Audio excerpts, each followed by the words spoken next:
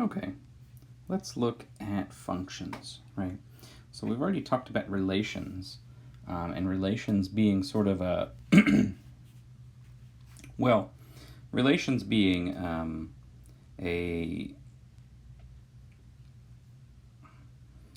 well, we can really think of it as a subset, right, of the Cartesian product of two sets, right? So if I have a set A, right, and I have a set B, right, I can say that A cross B, that's the set of all basically ordered pairs, right? This is the set of all, right? This is the set of all AB, such that, right, A is in A, and B is in B. Oh, that looks not great. Right. And we can always define R. I mean, I could let R be a set, right? I mean, really, we can say that A is related to R, or A is related to B, right? So we could say something like ARB, right? But we could also define a set R, which is just, right? It's going to be the set of all AB, right? Such that A, I guess I should make this a funnier looking R, right? Maybe I'll make it kind of a squiggly R. A is related to B, right? Right, so whatever, right, it's going to be this, right, it's the set of all A and B, which is actually the A cross B, right? It's the set of all it's the set of all ordered pairs A and B that are members of that A cross B set, right, such that A is related to B, right? So this, we say that R, right, R, this weird R thing I've drawn, right, and this is a subset of A cross B. And we can go a little bit further and say that when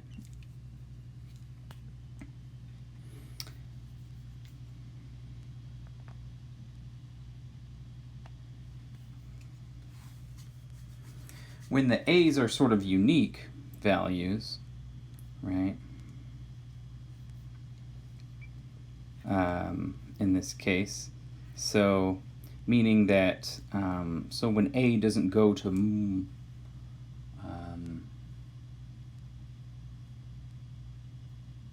well,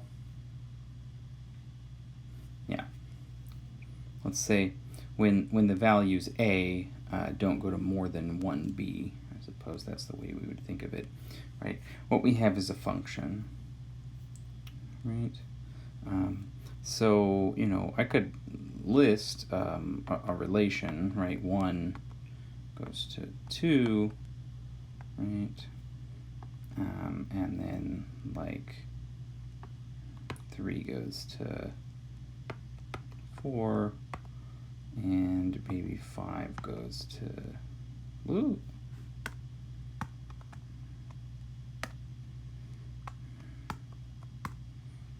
5 goes to 1 or something like that, right? So this is just, you know, I have a 1, 3, and 5. 1 goes to 2, 3 goes to 4, 5 goes to 1, right? We can't define a function when this value, and this value, right, aren't sort of like unique, right?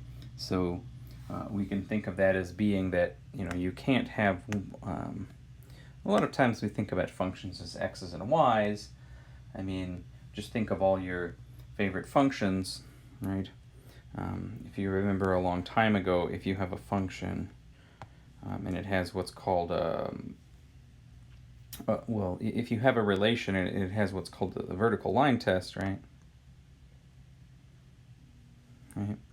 So here's a weird looking relation, right? Well, notice that if I draw a vertical line this way, it actually hits here and here, right? So this, in fact, this relation is not actually a function, right? But if I have this, right, so maybe I've got something that looks like this, right? Notice it doesn't matter where I'm actually drawing the line, right? I can draw a line anywhere, and it's only ever intersecting this graph at one place, right? I mean, that's the basic idea, right? For every input value to the function, right, we'll call x, right? There's only one y value. Right? Now, the y values don't need to be distinct, and in fact, if you look at this parabolic function I have here, this y value is the same as whatever this one is here, right? So more than one x can go to the same y value, right? But it can't be that one x value goes to more than one y value. Right? So that's sort of the basic gist of a function. And we can think of it as kind of like a special type of relation. Now, instead of thinking about functions as, let's say, subsets of these things, often the way we define them is we say that the function goes from one set to another set, right? And the way we write it, we'll say that f, right, is a function, and that's supposed to be a colon, right?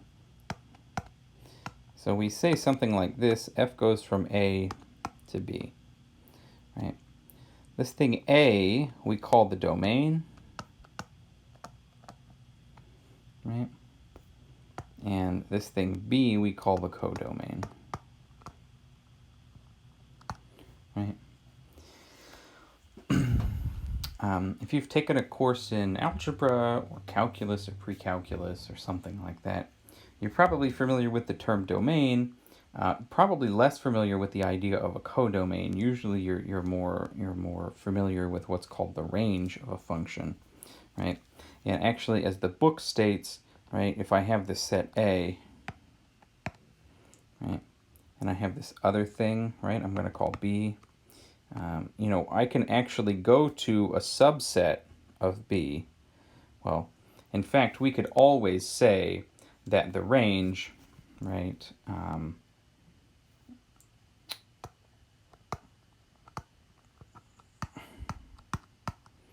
we could always say that range is a subset of, next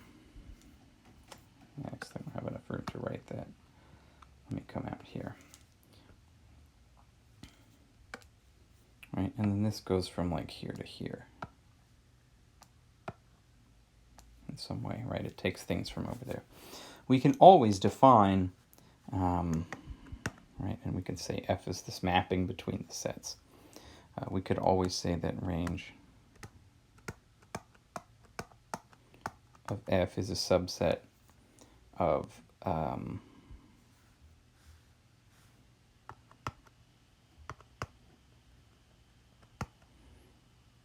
codomain of f. So the range is always a subset, right? Now, if we're thinking about this, I think the book calls this b prime. It could very well be that b prime is equal to b, right? This is a special type of function. This is known as an onto function, right? When the function takes elements from A, goes to B, and basically every element in B has something from A, right? This is called an onto function, right?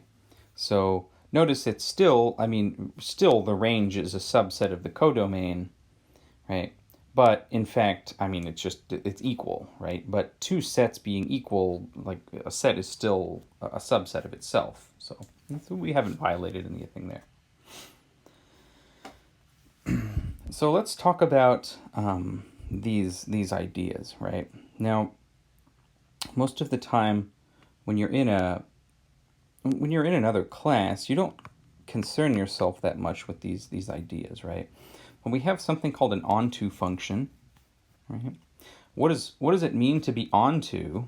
Well, it means, right, that every codomain element, right, has at least one, right? There exists some domain element, right, that maps to that. So right, I could define a function f, right? I'm going to say f goes from a to b, right? For f to be onto, right, what that means is that for all b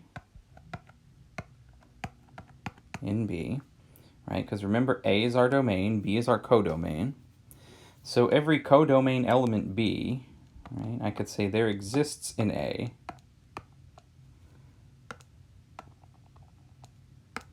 in the domain, right?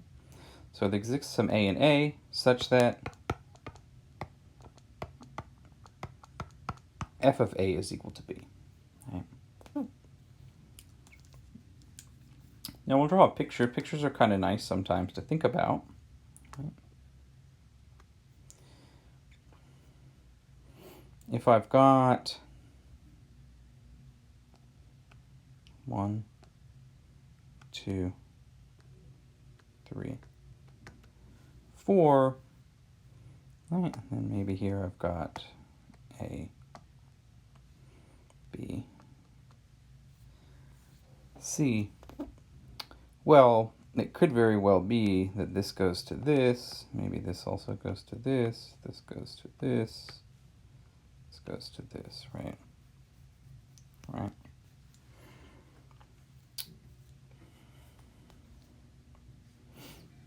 So notice that everything over here, right, I can say this is my set A, this is my set B. Notice that everything in B, right, there's at least one arrow, right, going from A to B. Like from A, from some element in A to the element in B, right? Now, right, over here, right, we have 1 and 2. They both go to A, right? By the definition, it doesn't specify that A, right, my element of A need be unique, right? I just say there exists some A over here such that it'll go to my codomain element, right, B. Yeah. So let's look at an example, right, of how we prove this. So I'm going to define f to be from, let's go from the real numbers to the real numbers, right, where I'm going to say f of x is, let's say 2x plus 1. That's a fine function. This one's pretty straightforward. So let's see. What I want to do is I want to prove that for every thing in the codomain, right, every element in R, right, the reals, there exists some other domain element, right, that I'm going to call x, such that basically f of x is equal to that number, right? We'll say y. Now, something we can think about is what does x have to look like in order for it to map over to something in y, right? Well, I could say let x be of this form, right? I'm going to say y minus 1 divided by 2. Now, a question we have to ask ourselves is, does this, right, if we let y be an element in, let's say, R, right? So let's say y is a real number, right? Is x also a real number? Well, all we're doing is subtracting and dividing. So if I subtract a real number from a real number, I'll get another real number. And if I divide a real number by another real number, I'll also get a real number. So I'm fine there. So x is in fact a real number. So that's perfectly fine, right? X exists here, right? It's in R. Now what I'm going to show is it gives me a real number y, right? So I'm saying y is, right, I'm going to say y is a real number, right? So I'm just letting it be a real number. And what I want to show is that if I apply f to this, I'm going to get y out. Right, so f of x, this is just equal to f of y minus 1 over 2. So what does that give me? Well, by using the definition that I wrote for the function, that's just 2 times y minus 1 over 2 plus 1. So what does this give me? This gives me, right, these kind of cancel. What I'm left with is y minus 1 plus 1. So that's going to go away. So that's y.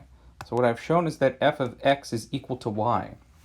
So I can always choose an x, right, that'll map to a y, right? So there is there's always some y where if I choose x of this form, right, and x is a real number, so all I have to do is choose x of this form and it'll go to that y value. All right.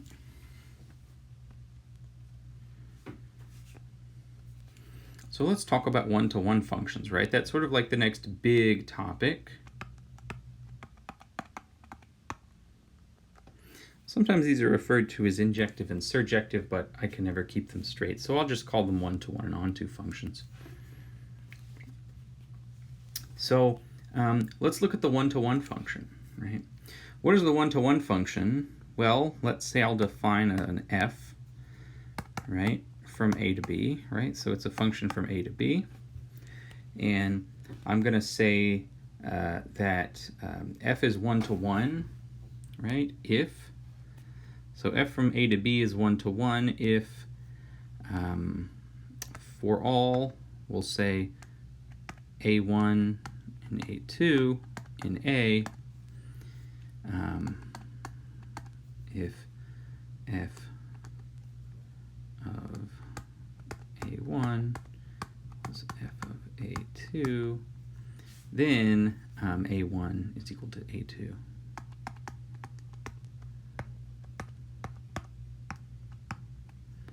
Right. So notice this is just a conditional statement. Right. We'll prove it the way we prove most conditional statements. You kind of have the option of doing two ways here, but you know there's a pretty easy way to do it. So we'll talk more about that.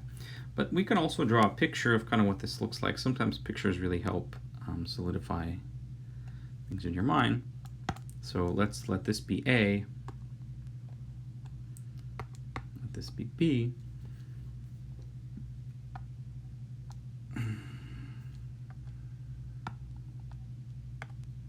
And we'll just do 1, 2, 3.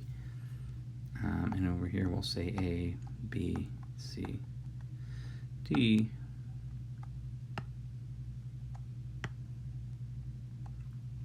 Right? So 1 goes to A, 2 goes to B, 3 goes to C.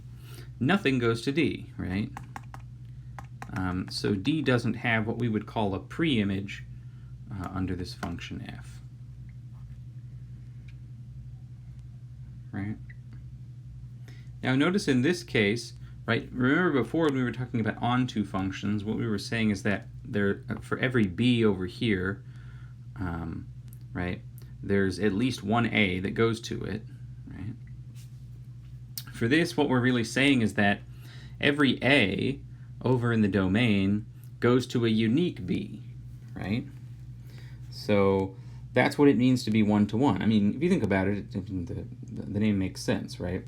You know, for each A, there's a unique B over there, right? So every A only maps to one B, right? So like 1 goes to A, 2 goes to B, 3 goes to C, right? So it couldn't be that 1 goes to A and 2 goes to A, right? That's not, that function's not one-to-one. Okay. And I mean, if any of the things over in A go to more than 1, well, that's not even a function, so we don't have to worry about that. So let's go back to our friend f from, right, R to R, where right, f of x is 2x plus 1. So can I prove that this is a one-to-one function?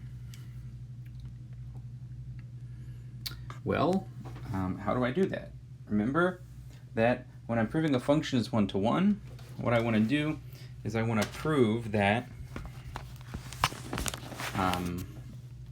basically each thing goes to itself, or if the codomain value, right, are equal, then the domain values are equal. That's what you're showing. So in fact, in this case, we have f of x defined that way. So I could just let x1 and x2 be real numbers, and really, kind of what we're doing at the beginning is we're supposing they're sort of unique values, but we don't really need to do that. You can think of it that way if you want, right? And then I want to suppose, I mean, we kind of think of them as unique since we're giving them different subscript values, right? We're just saying that x1 and x2 are real numbers, and then I want to suppose that f of x1 is equal to f of x2, right?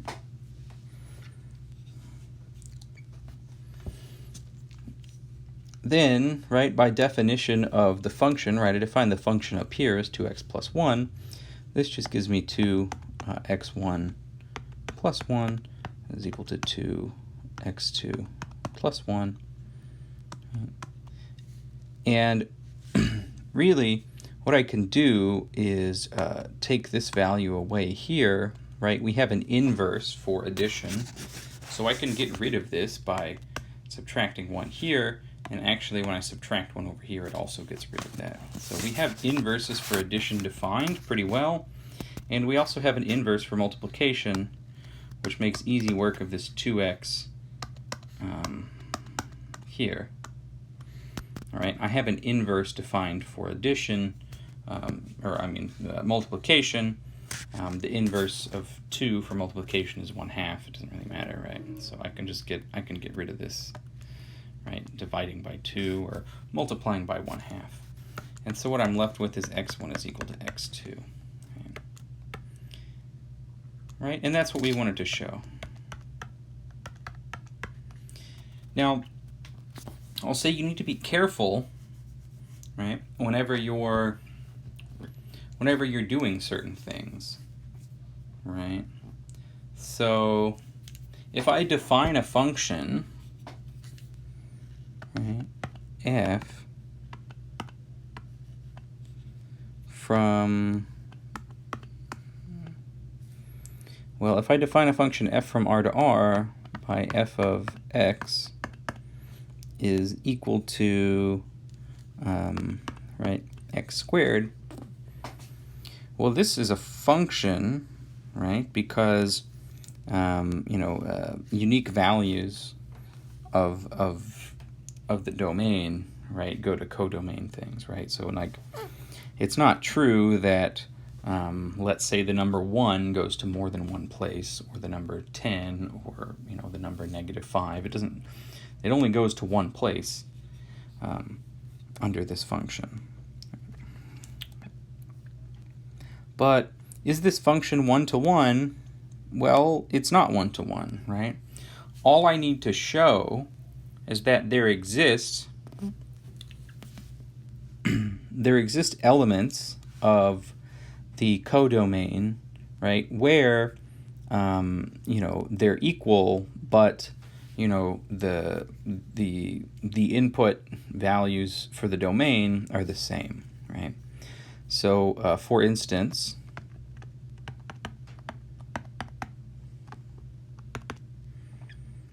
right, if I let f of -2 is equal to 4, right, and f of 2 is equal to 4, right? So 4 is equal to 4, right? So in this case, f of negative 2 is equal to f of 2.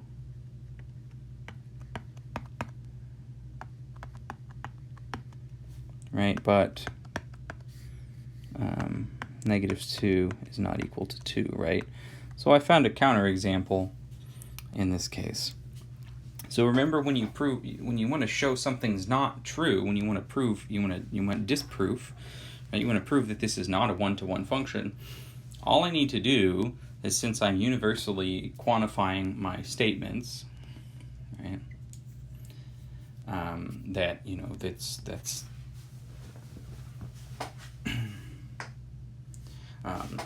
since I'm universally quantifying my statements, all I need to show is that the negation in that case is true. So in this case, I'm just showing that, in fact, it's true that the negation of the conditional statement, if P then Q, is P and not Q. So if I could show that that's true, right, like I have here, then we're done, right? I just show a counterexample.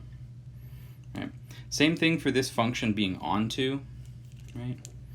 If I think about this going from my domain of real numbers to a codomain of also real numbers, right?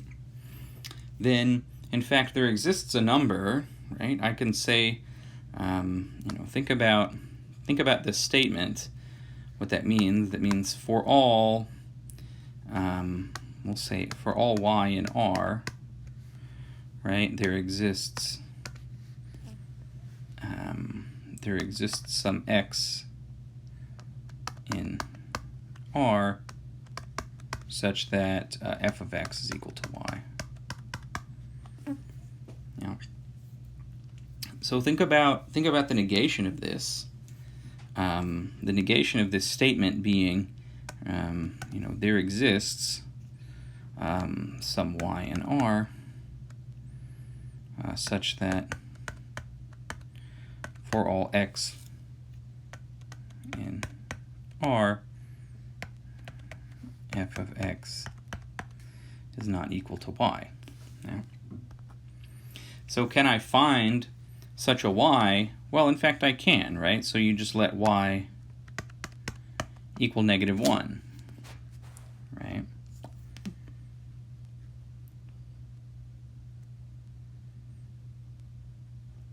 Yeah. So I can't find a real value for this, right? No real value exists for this number x, right? So in fact, this is not an onto function. All right. Now, in 6.6, we can talk about restricting domains, we could also say, think about, I could define a function from any set to any other set that I want, right? I could define f from, let's say, R to R to the non-negative values of R, right? So this is basically going from R to the set. We can think of this as a set from 0 to positive infinity or something like that, right? Using that notation. Right, so this is all non-negative values. And in fact, if I define x squared in this way, I could say that it's onto, right? Because if I define it like this, right, then there's the -1, I don't have to think about it. I don't have to think about negative numbers, right? So in fact, I take those out. But we'll get to more of that later. At the very end of this, they talk a little bit about what's called the preimage and the image. So the image is usually, the way we can think about it is, where do the elements map, right? So the image is the set of elements that things in the codomain map to, right? So we could think of, if I have this like 2x plus 1, right, and for f of x, right, I could think of the image of x1, some x1, right? This goes to this value 2x1 plus 1. Right, so this is what I would say is the image under f, right? So f is this function that sort of takes x1 and goes to this. And we can think of the image as the set of all of these values, right? Really, it's very similar to the range of the function, right? And the preimage is also kind of nice. The preimage of some value over here, right, in the codomain is just going to be its domain value. What value or values get mapped to that, right? So one thing I could think about is that if I have, well, let's just use this one, for example. Let's say I have this number 5, right? Well, let's imagine 5 exists over here. Then the preimage, right, of 5 is just going to be the number 2, right? So 2, right, this is the preimage of 5. It's just a set of values for some specific thing, right? If we're talking about the x squared function, right, that's a little bit different, right? If I have a value, let's say -2, right, then the image of -2, it goes to this set, right? There's 4. And if I have the image for the preimage for 4 is actually the set 2, -2, right? So in this case, you know, this singleton set that I'm saying 4, right? The preimage of that is actually a set of 2 numbers, 2 and -2. All right, well, that's it for now.